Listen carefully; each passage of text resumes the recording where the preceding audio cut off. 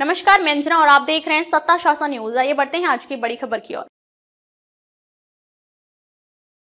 आनंद राव अडसुल ने संजय शिरसाट पर हमला किया। यह विषय पुराना है, इसलिए इसे दोबारा उठाना आसान नहीं है।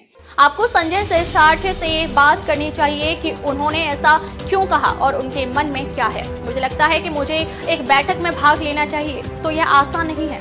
अगर दोनों गठबंधन एक साथ आते हैं तो यह आनंद के लिए अच्छी बात है।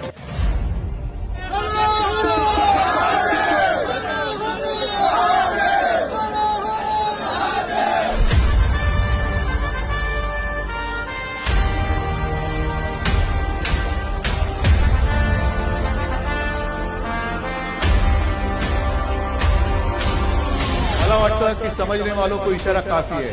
हा इशारा मोर्चा है। संपूर्ण मुंबईत काय गरज पडली तर अख्खा महाराष्ट्र धारवीत उतरवेन। ज्या वेळेला मुंबईवरती संकट आलं तेव्हा प्रथम धावतो तो शिवसैनिक, रक्तदान करायला धावतो तो शिवसैनिक।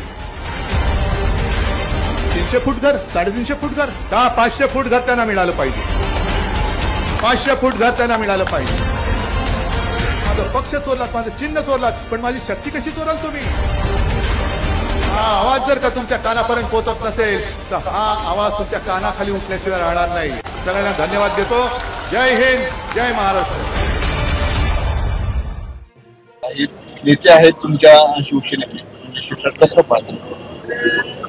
काय नाही, हा विषय फार जुना आहे आणि त्याला नव्याने वाचा पडणं एवढं सोपं नाहीये। तर शिरसाटांना काय वाटलं, का वाटलं तर त्यांच्याशी तुम्ही बोललं पाहिजे। मी काय सांगणार त्याच्या मनामध्ये?